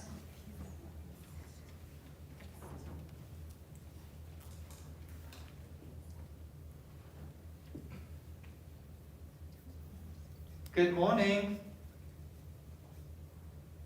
Morning, how are you? Good morning, Raphael. We can't see you. Is your camera on? My camera is on, yes. Oh, okay. Maybe you can turn off camera and turn on camera again. Maybe that will work. Can you see me now? Nope, we can't see you. Still, Do you see an ampersand symbol or something? Yes, we see a symbol. All right. Oh. Oh, we can see you now. Good. Thank you very much, Raphael. We know that it is very early in the morning. So thank you for making this effort and joining us today for our celebration. I already introduced you, and we want to talk about the future of the DP. We had already one presentation given by Angela Mako from the IB office, and we want to know a little bit more about the future in the context of the DP. Can you share with us your thoughts? Absolutely. I have made a presentation just to get my thoughts. I don't know if you could give me access to present. Yeah. I think you should be able to. Yes, I have key ideas for viewers to see. Well, first of all, thank you very much for the invitation. I appreciate the opportunity that a language teacher like myself has to share thoughts on the future of education and on the future of the IB. And I have to tell you one thing. I don't know if Peter said that in my introduction. I don't think he did, that I am a big fan of sci-fi. And I know I've been in Korea. I've had the pleasure of working with SFS. So I know that in the year 2000, every school in the world achieved the goal that we all dreamed of, which is this. And I also know that sometime later, like 2005 or 2010, schools also moved forward in education and achieved this other goal, which makes me believe that the future of education is going to be greater than these images that have been imagined in 1900. But that was a little moment for me to share one of the things that made me think about education. I am always consuming things related to teaching that I find in newspapers, that I find in movies, that I find in films, that I find in pop culture, and that gives me the opportunity to connect with children and with educators alike. I do think, however, now speaking seriously, that as we move forward in the world of education, the future will depend a lot on our abilities to observe. On our abilities to observe and assess where we are now. I think it's very important that we understand our present, that we do not rush into the future just looking for fascinations, looking for dreams and things like that. I believe that we do not want to skip consolidating victories and big achievements that the world has achieved in many aspects. In our present, we need to assess our well-being, we need to assess our happiness, we need to assess the search for identity, we need to assess relevant pedagogies, we need to assess how the movement of people around the world is shaping the identity not only of people but of countries, and how the borders of countries are just becoming blurrier, and how the world really can be represented in every country. I think that the future of education requires us to observe what is going on. Missing this would make us skip things that I believe are important to consider in the future. Our present seeks definition of many kinds, and this is the reason why I believe that observation is important. This is the reason why I believe that we must pause and choose. everybody that is listening to me, and even though I cannot see you, we share one thing in common, even though I am in Belgium and you are in Korea. For the last 3 years, the whole world has shared one big moment that has shook us all, that has shaken us all. All of us can be experts in COVID-19 in one sense or another. All of us share this collective experience. And if we do not stop, pause, and choose what have been the best outcomes of this experience, to me, it may seem like we will have missed a chance to really understand how adaptive we have been, how responsive we have been, how attending to the needs of every person we have been. We need to notice and act. And it's important that we start noticing what has worked, that we start noticing what has not worked, that we start noticing what makes people work and learn well. What are the best decisions that we have made in terms of space? What are the best decisions that we have made in terms of resources? What are the best decisions that we have made in the implementation of the different approaches to teaching and for assessment? If we pause, notice, choose, and then act, I believe that we will be acting very responsibly, very ethically, and we will be pursuing a very sustainable goal, model of education. And even though most of you, or some of you may know me for my collaboration and my passion with the MYP, there is one aspect of the DP that I am very passionate about, and that is how the DP can really be a defining program in our ability to help the students make choices. Unlike the PYP and the MYP, where students experience the same journey, let's say, because the set of subjects is the same for most of them, in the DP, each student makes a choice.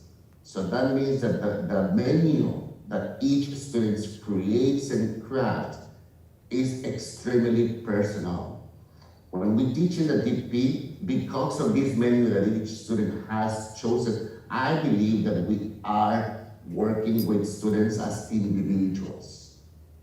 We are not working with a cohort that is uniform. Each student has a pathway. So for us, learning to appreciate those different pathways that we have in each student is fundamental.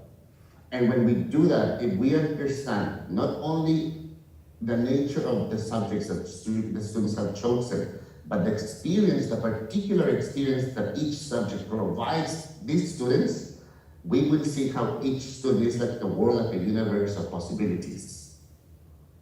Think for a moment, all the skills, lifelong skills, skills that students will need when they are 40 years old, that they get in language and literature. For a moment, think about the skills that students will need when they are 40, that they acquire in sciences. For a moment, think about the skills that students will use and value when they are 40. If they study, for example, history or psychology. Not all of the students, as I mentioned before, have the same collection of subjects. So if we learn to observe this, if we pause for a moment and see that each student has a skill set that is defined by the subjects that they choose, we will understand that the DP really, as people sometimes dilute it, is not about the assessment, it's not about the number, it's about understanding the identity that the students choose or confirm when they select subjects. And this brings me to the future of education in the DP. I do think that the last 2 years have taught us a lot about what it means, what effective learning means, and what effective learning, to describe what a person is able to do, means. So I believe that there is going to be a slight shift to being back to basics, to focusing on relevance, to focusing on what matters, to really think about, to really talk less about the content of DP and talk more about what DP empowers. I believe that we should focus on ensuring that students continue to be effective learners. We know that content is something that we can learn quickly, that we can memorize if we devote our time to it. We know that skills take longer to develop. And for this reason, I think that it's very important that within each subject group, we understand what are the fundamental skills, competencies, and dispositions that can help a student to continue being an effective learner. Regardless of what happens in the following years, we will need to be effective communicators. Regardless of what happens in the following years, we will need to be effective collaborators. Regardless of what happens in the following years, we have to act and think and speak and consume information ethically. Regardless of what happens in the following years, we need to be more responsible of our future, of our present, of our surroundings, and the people that we have around us. So I think that this should be at the core of our deep dive into DP and into education. To understand that the content is valuable, but to look deeper into the essence of the subject groups, into the skills, the competencies, and the dispositions that we contribute to shaping learners. Because that is, I believe, what will enable students to continue being good learners. Challenges are waiting for them, challenges are waiting for us, and this applies to us as well. If we do not ensure that we keep our learning thirst and hunger active, then I will believe that we will have bigger challenges that we can imagine. I believe that for this reason, students' abilities and dispositions to learn must not be compromised. Content can wait. Our potential to learn is something that we really need to focus on. And I would like to close with a reflection of something that I have held dear and treasured for the last years. I was born in the late 70s, and a few years ago, I started having this obsession for learning about publications that happened around the year where I was born. I came across this book, Small is Beautiful. And this book that dates from the 70s talks about sustainability, talks about globalization, when these concepts were not even buzzwords. And I think this book has a lot of lessons to give us. It's called Small is Beautiful, a study of economics as if people mattered. So I hope that we move forward with education because people matter. Thank you, Peter, and thank you, audience. It's been a pleasure.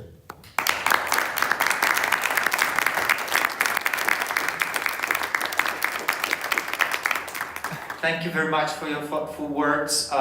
We have a few minutes for questions. So if anyone would like to engage with our speaker, can we have lights on, please?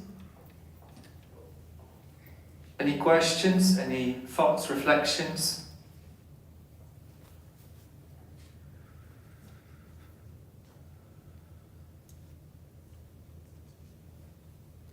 Yes. Thank you, Raphael. My name is Colin Flanagan. I'm the head of school. Well, first of all, let me say I was really inspired by your talk this morning. That was truly impactful, and it's just made me just think a couple of things there that's going to help us move into the next year. One of the real challenges we have is I think in the world all over. But certainly in Asia and Korea, is that maybe a little obsession about the importance of content. And you were talking about the core of it. Can you give us one maybe nugget of advice as we move into next year, which will help us make that shift away from that potentially that obsession with content, and how we really get down to the core of real critical thinking effective ways of being lifelong learners? Yes, thank you for the question and again for being a good listener. I think that the IB has been very mindful about content for a long time, and in particular for the last years when they started moving towards conceptual understandings. I think that was an indication, that signal that we should start moving towards that. Those of us that work that have worked in the network for a long time understand that concepts frame topics, and that we learn to categorize topics in bigger ideas such as concepts. It helps us to, this approach helps us to classify content, and it helps us to put content into categories. Of course, this requires us to plan more meticulously and to make choices about the syllabus that is presented to us in the DP. So instead of possibly just getting the guide of the subjects and rushing into teaching the topics as they appear or in a way that has worked for us, maybe it would be a good idea to start thinking about the correspondence, between the subjects, because even though DDP can be described as a program where the subjects work separately, there is a lot of correspondence. There is a lot of correspondence between mathematics and biology. There is a lot of correspondence between the writing that happens in language and literature and the individuals in society. And if we start collaborating, thinking about what we are doing, that the same things that we are doing in different subjects, then I believe we can diminish students' work, and I think we can diminish or duplicate content because we are putting it in smaller capsules that students can process.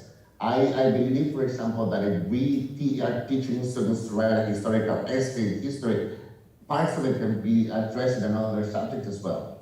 And that's something that I believe is possible to do through collaboration, to diminish content, to distribute it across subjects. And first of all, for us to identify it, to find a way to do it. Thank you. Thank you very much for a very thoughtful piece of advice, and definitely interdisciplinary teaching will be enhanced, and we will learn from our friends from PYP and MYP who do it every day and in every class. Thank you, Raphael, for being with us so early in the morning, and I hope to see you again in person, maybe at SFS again. Thank you for your presentation.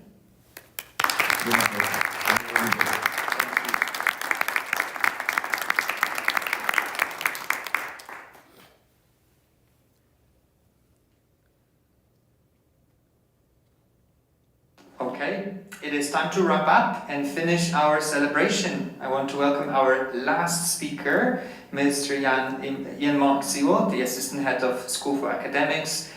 For the closing remarks, after the presentation, we would like to invite our guests for lunch that will be served on the first floor at the high school courtyard.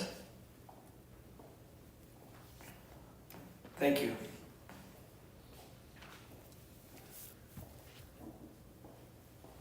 Thanks for giving me the honor of the closing remarks. I have to say, when I thought about this, I thought, what can I say after all those speakers? And I know they're all going to be brilliant and they're going to say amazing things. And then I listened to you, and that was more than true. So I thought, okay, I'm just going to ask you to indulge a little bit, and I'm going to tell a little bit of my own story. So I'm going to tell my personal story for a few minutes. I've been involved in international education since I went to kindergarten. I was born and grew up in Pakistan. My parents were from Germany. I went to an international school. So I've experienced international schooling in some way or another pretty much most of my life, except for a few years in the middle. I've been involved with the IB for the last 22 years. When I first started, I had thicker hair, less gray, more tan. That was me, well, it might not have been quite 22 years ago. But that's when my IB journey started. And it started with me out of university, working at a big teaching hospital as an engineer in Melbourne, Australia. I did that for a few years, thought it'd be a great career to get into, got very, very bored. thought, what am I going to do with my life? I don't want to do this for the rest of my life. And I did have a few friends who were teachers, and that sounded pretty interesting. I thought about it before, so I thought, okay, I'm going to go back to university, get a teaching qualification, and use that to travel the world, because I enjoy traveling the world also. And so I did that, and straight out of university, I ended up getting a job as a DP physics teacher in this amazing school in Indonesia that had looked like a resort. 2 swimming pools, tennis courts, soccer field, equestrian center. It was incredible. I couldn't believe a school like that existed. The problem was I was thrown into a 12th grade physics class 4 months before their exams because a teacher quit halfway through the year. And those of you who have taught IB before know what that feels like. And the best thing was I got there in January and looked at what they had done, and of course no IAs had been done. I had to prep them for exams straight out of university. So it was the deep end. Fortunately, it was 5 students only. They worked very, very hard, and we managed together to get through that first year. That was my experience of the IB to start with. However, I am truly thankful and grateful because after 6 years in Indonesia, we ended up for another 6 years, I think, in Singapore, then in Hamburg, and then we came to Seoul Foreign School. And all of those schools have been amazing experiences for myself and my family. It's been incredible. Also along the way, I became an IB workshop leader, an IB school visitor, team member, then a team leader and a consultant. And that has allowed me to really indulge in travel. I visited places like Montenegro, Zambia, cities like Kuala Lumpur, a number of cities in India, Moscow, Rome, and somebody in this room will recognize this metropolis. This is a small town on Jeju Island called Pyoson. Yay! And when the world shut down the last couple of years and nobody was traveling anywhere, I still had the honor and the pleasure to be able to visit schools in Korea. And I was able to visit Pyoson Middle School, and it's a beautiful, beautiful little town that I didn't even know existed before.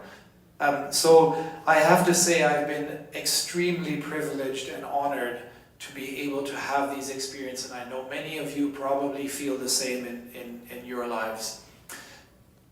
But in all of this, only thing was +1. +1, and then +1 plus 9 was 89. Yeah, we found that. There's no +99 like we got. Yeah, it's +89. Okay, let's make it 5. No, what if we take the first digit of the number? Like, we have the same. Sorry, I went a bit quick there. In all of this, what's really inspired me and thrilled me is just watching kids learn. That's inquiry learning at its best. These are our current, or 3 of our current juniors, year 1 of the DP, back when they were in 7th grade, and we were having a regular math class, and I put a problem on the board that I thought was a pretty stock standard problem, and every once in a while, this magic happens, those of you who are in the classroom. And these kids went with it, and they loved it, and they were asking questions, and that is just an amazing feeling when you get that. And I have schools like SFS and organizations like the IB to thank for those experiences that I've had. So I do want to finish off with an initiative that we've started here at SFS recently. That's based a little bit around our Korean gate. That's the corner of our Korean gate here, beautiful architecture. We have developed this initiative called The Gate, based on that gate. And it's about expanding learning, not just to the classroom, but doing things where students maybe experience things outside of the classroom, where we bring parents into school to have some experiences that they don't usually have, where we open our professional learning to educators in SFS and around SFS. And that's something that's really an exciting prospect, and I'm really looking forward to in the next year developing that. And I want to use that as a bit of a metaphor and a thank you, and I want to use the Seoul Foreign mission statement and the IB mission statement. I want to say thank you for inspiring a passion for learning, being dedicated to the service of others, as we have in our mission statement. And then from the IB mission statement, I want to say thank you for helping developing inspiring, knowledgeable, caring young people, for helping to create a better and more peaceful world through education, and for building intercultural understanding and respect. And I also want to say thank you for opening up the gate of learning for me and countless others to both of those organizations. And I wouldn't be a former engineer and a math student if I thought about the word countless and thought, actually, I could probably count those numbers somewhat. Now, these are estimations. Please don't go check my sources, but roughly, I did some quick research. We have about 220 faculty at SFS. They stay on an average of about 5 years. That's about 1,700 teachers over 40 years. And it's over 4,000 graduates over 40 years. That's the impact of the last 40 years on all those people. And if I think, and I would like to ask you to think about the impact that this organization has had on your life, and think about multiplying that by 1,700 teachers and 4,000 graduates, that's a lot of impact. And similarly, the IB. 7,500 programs worldwide, over 5,500 schools in 159 countries. Around 190,000 students will be graduating with IB diplomas this year. And nearly 2 million current IB students worldwide this year. That's a huge impact that both these organizations are having on making this world a better place. So, congratulations on a 40-year partnership, SFS and IB, and in the words of the languages of the countries that I have had the honor to live in, Shukriya, Dankeschön, thank you, Terima kasih, Kamsahamnida.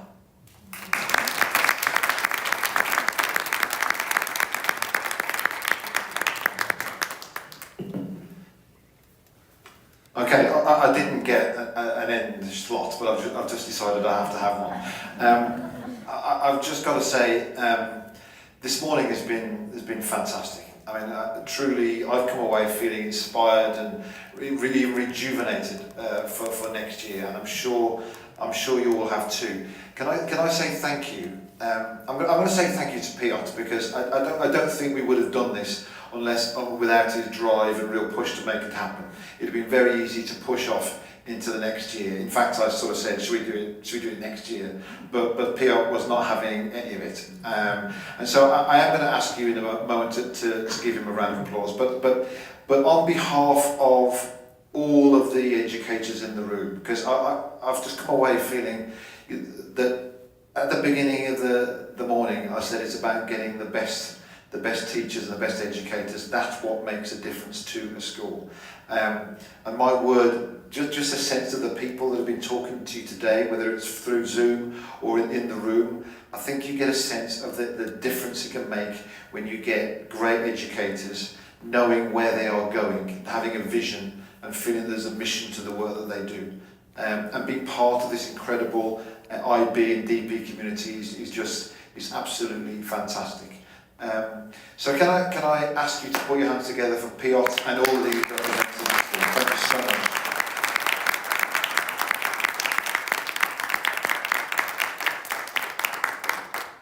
Thank you. It's time to enjoy our lunch. Okay. Thank you very much. Thank you.